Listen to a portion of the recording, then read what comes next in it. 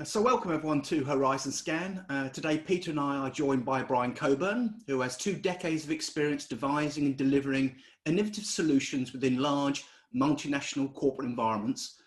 Formerly CIO of Stagecoach Group PLC, he's now the brains behind Bridge, a payments orchestration service that supports enterprise merchants change the way they control and manage payments.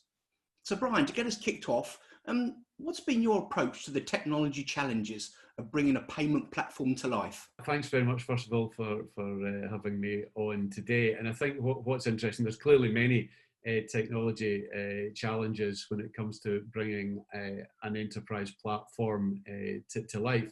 But I think what's most relevant within the sort of the topic conversation today is really looking at that as an online platform, an online service. And for me, the biggest challenge with that is to make sure that you get your thinking right early on the platform and its capabilities. So you've got all the development team lined up, you know what you're wanting to build, but it's then about how is that going to be consumed by your customers. You need to plan it to be the right size, the right scale. It needs to be agile in its own right. You don't want to lock yourself into any specific providers from the get-go, although it may be something that's relatively, it may be attractive for you to do when building it. I think the most important thing from a challenge point of view in bringing an online piece to an online platform to life is that foresight planning and getting your strategy right in the first instance. Brian, planning and strategy and that doesn't sound very agile to me. And interestingly, I believe it's what unlocks agility.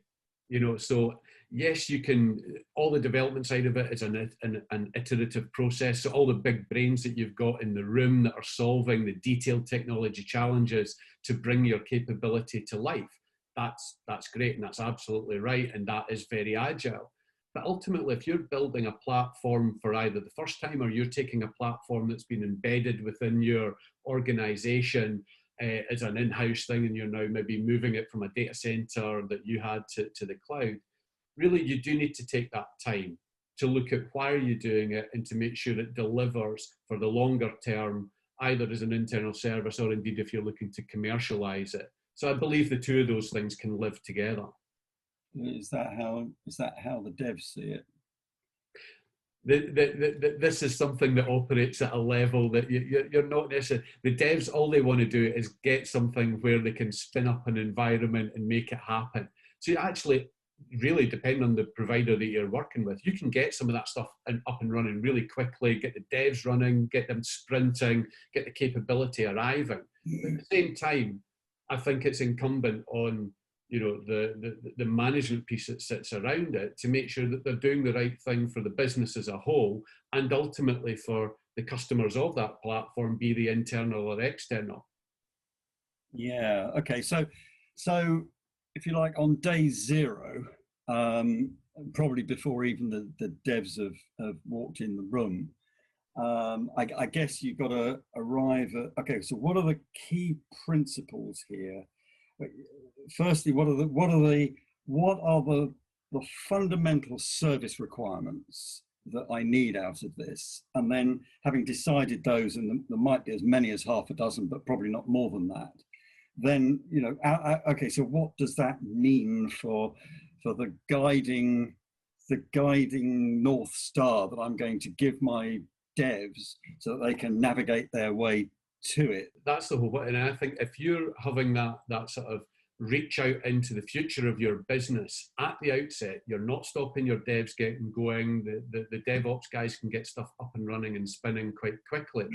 But I think you've hit on the key point there. You're actually looking at what is your platform intending to do through its medium and longer term life cycle as you bring it out there, and what are your growth ambitions for it, as it be the internal or external. So understanding the various inflection points as to where you may need to ramp up, be it, say, compute power, other sorts of grunt storage space. Perhaps you're generating something that has to have a lot of logs and a lot of audit capability around it, if you're in the fintech world.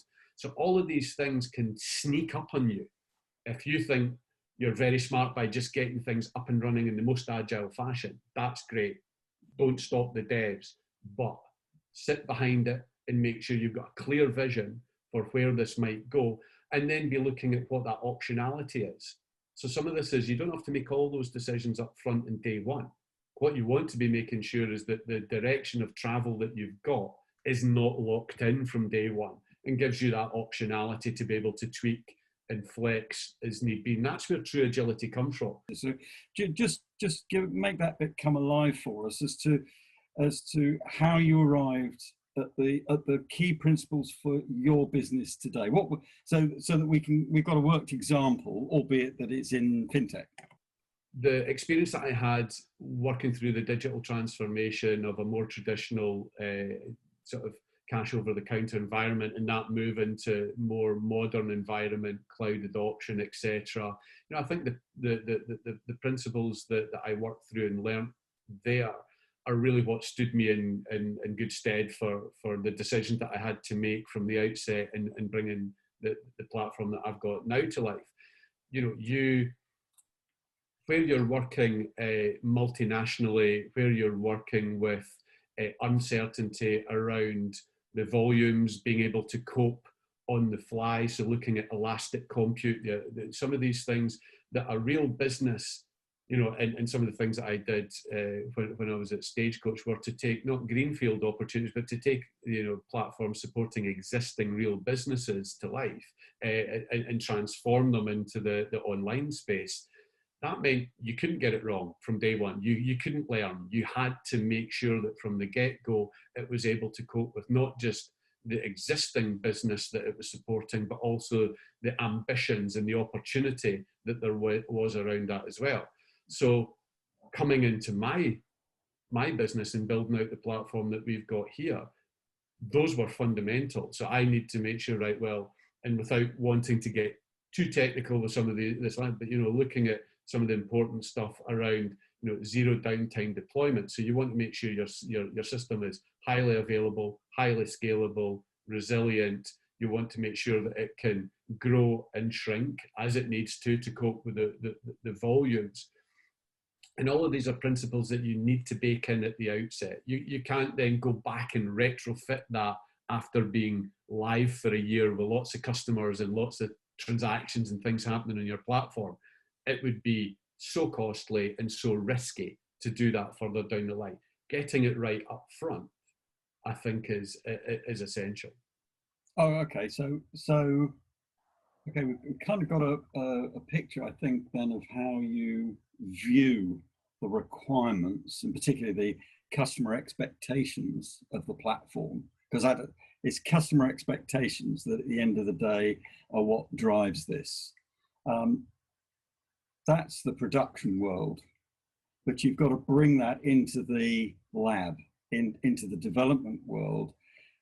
How do you then translate that into the set of rails on which your dev team will run? Yeah, and those can be interesting discussions, it's fair to say, because those are the guys that just want to grab it, run with it, prove they're the smartest guy in the room, spend half the day arguing with each other as to why their line of code is better than the other guy's line of code, etc. But underlying it all, they are very happy to work with a guiding set of principles, giving them the technology challenges to say, well, it needs to be scalable, resilient, not locked into any specific geography, not locked into any specific cloud provider. You can put the breadcrumbs in there for the devs to let them, give them the technology challenges. The business reasons behind why you're doing that. So you don't need to try and explain that to the dev. That's not the world that they come from. They like the challenge. They like the intellectual side of it.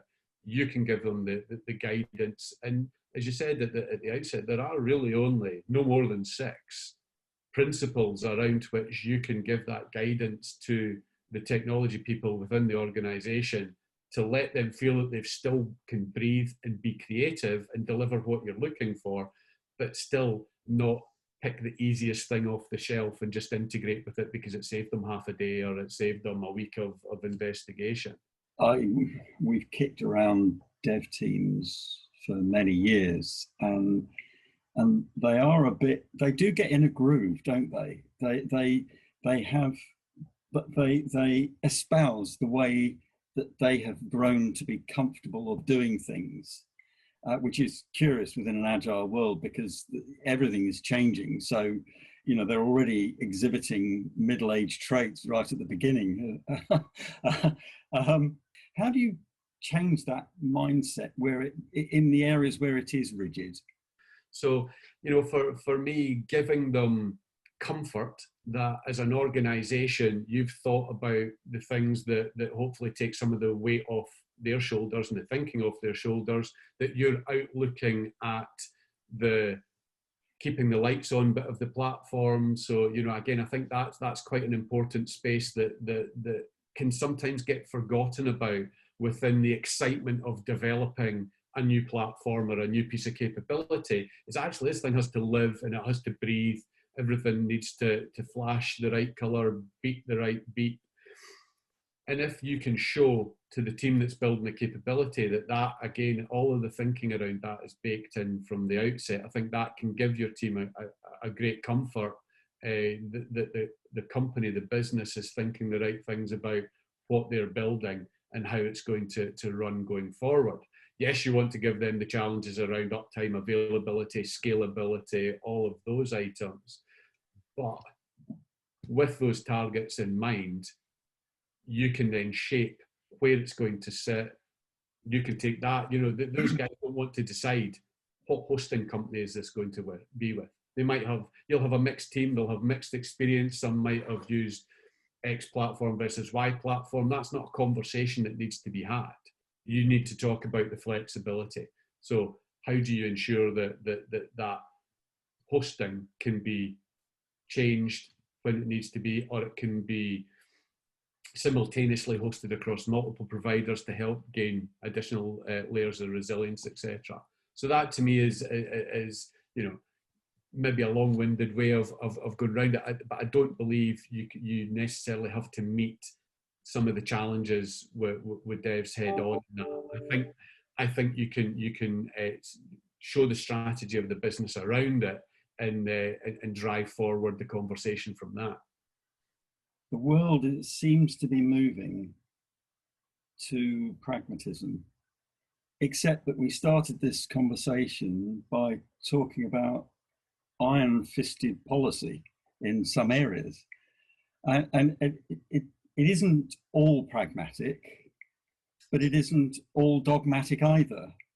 And I think that's very true. And, you know, recent times have very much shown us that, you know, the world is definitely, for a lot of organizations, a very different place. And, you know, digital transformation projects in some larger organizations that may have taken, you know, months or maybe even years to push through and make happen are now having to get across the line in days and weeks. So that whole pragmatism piece, absolutely. We've seen that change can be pushed through. It can be a good thing.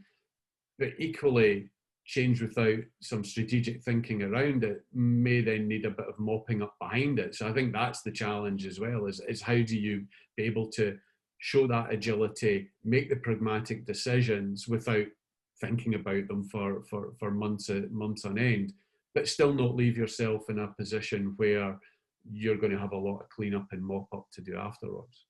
Yeah, and just just give us a sense for where you are in the journey. I know from our conversations in the past that this started from a 0 point. It wasn't as if this was a change of a business. You were able to think from this thing through from first principles right from the beginning, and give us a sense for where you are in that journey. Is all of that dev done and it's now just a question of giving it to everybody on the planet? You know, I think the great thing about the platform that we've built is the thinking that we did at the outset has very much set us up for the growth stage that the business is now in. So we can focus on the discussions with large enterprise customers, because we've got a large enterprise class platform because of the thinking and the design that went in the early days. And now really it's about building out the capability and the functionality. And that's what the clever guys in the engine room of the organization can spend their time and focus on. The things that add value to our customers, the things that drive forward innovation in the marketplace that we're in. What we don't have to sit and go back and revisit endlessly is the conversations about how the platform was going to be brought to fruition, how the layers of the platform were going to be built up, the tools, the partners we were going to work with, the hosting provider. All of those sorts of things are not part of the active day-to-day conversation. We know we did the right thing early on. We know we spoke to the right people and took the right advice and took the right decisions. So really it is about growth. It is about then loading up the platform with volume. It's in the fintech and the payment space. So I'm bringing on volume in chunks. I don't want to suddenly have to think about wake up the next day and go, I'm now out of steam, I'm now out of puff, I can't run at the speed that my customers expect me to and that the new opportunity expects me to. So for me, it's just the pedal to the accelerator to the floor because of the thinking that was done up front.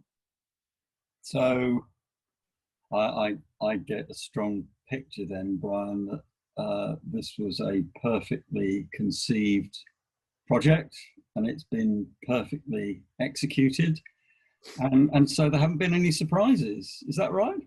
I think that might be a little bit of a stretch too far, I would say.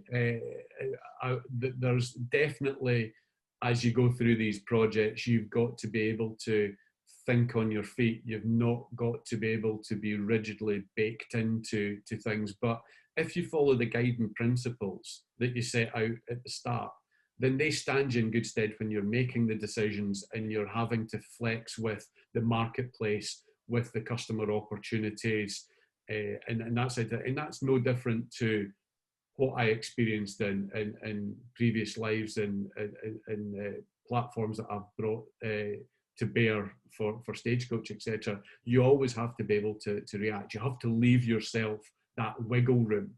That if you didn't have that wiggle room and it was an absolute rigid, and there's a brick wall in front of you, you don't want to just keep going until you hit that brick wall. You have to be able to flex and move. So there's been plenty of opportunity along the journey so far to be able to reflect on whether the decisions that we made were the correct ones. I'm pleased to say most of them have been there or thereabouts. But what I'm pleased about is the fact that the way that the team has its guiding principles around it has meant that there's been no reversing back out of something that we went down. And I think that's really the ultimate piece around it. One thing we should be mindful of is the enormous and abrupt change that's going on in the outside world. Has any of that, how has that affected all of this? I think every business has been affected by it. You see the challenges in the conversations that you're having with customers and potential customers. I think all of that is the reality that we're in. Where we sit with the payment orchestration service that we have, it's a relatively new concept into the marketplace. I think being able to, so really what we're about is we delayed some of the activity, the awareness and marketing piece that we'd had at the very start of lockdown. But actually we felt it was the right thing to then push ahead and actually accelerate some of that activity because, we hope that we can be part of some organisations' recovery and helping to improve the expectations they have of their recovery, the timing, the commercial opportunities, and their conversations and services to their customers. Leaving aside customers, every online platform rests on services that it gets from other places, and how do you how do you approach, well, how do you think about what kinds of organizations you need to work with? What kind of things do you look for and look to avoid in the kinds of organizations that will help you deliver your service to customers? And I think it's relatively simple to answer from the point of view of you need to work with organizations that understand your ambitions, understand what you're trying to achieve within your business, and that, you know, the services that they offer are very complementary, but equally their agility and their mindset, you want to see complementary principles there as well. So, you know, for us, we don't necessarily look to just go and play with the biggest, best known provider of any service in the marketplace, because as a up and coming platform, you know, we're probably not significant on their radar. And we're looking for something that's got a little bit more of a personal interaction with people. So we're looking for service providers that can really get under the hood of what we're doing, why we're trying to do it, who we're doing it for, what the benefits are, what our growth ambitions are, and looking for something that lines up, and for somebody that can be flexible around that.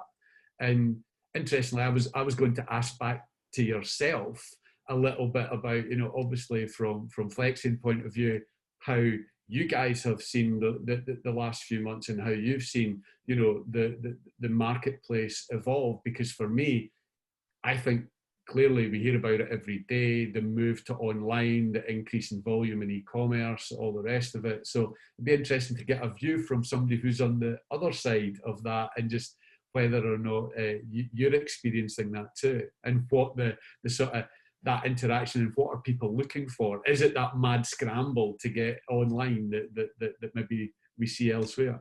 I do think that we see this this enormous change and uncertainty that is the backdrop for everybody, as being something that decision makers have to take account of. It's not something to cope with.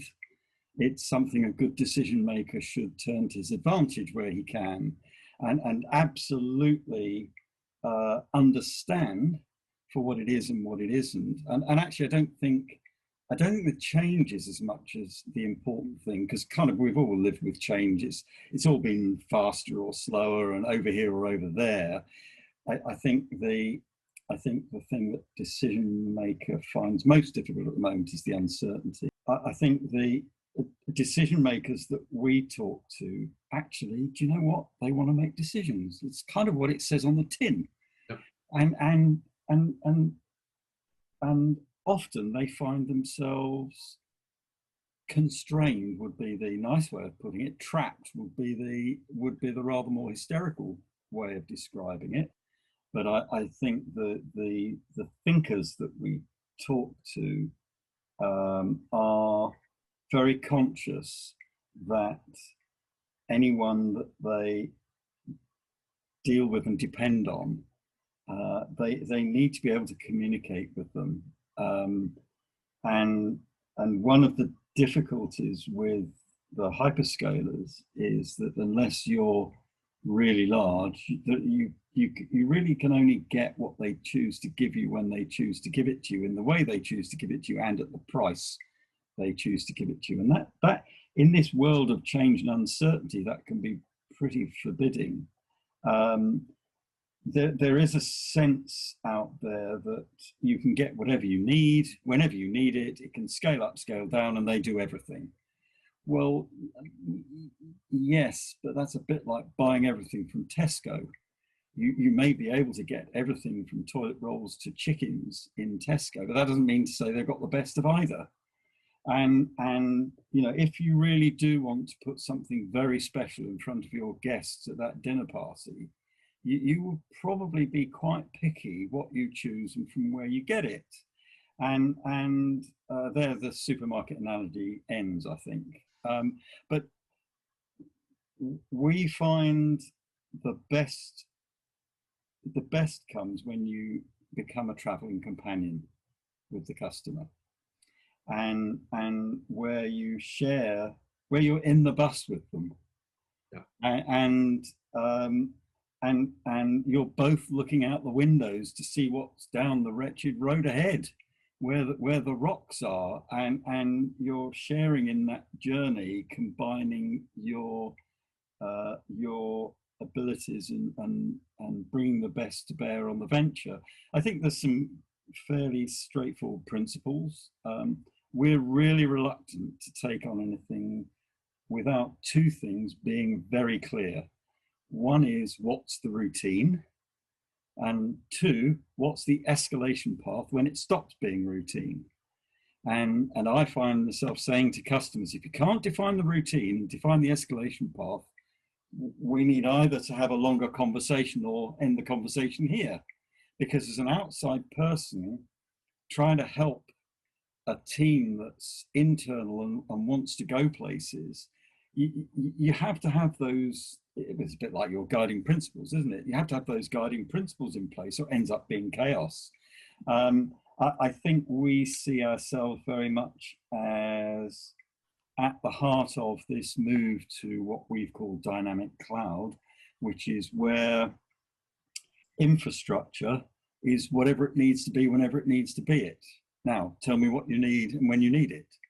And it's, it may use hyperscalers or some niche provider for a bit of the technical workload. Things may change, things may stay the same, who knows?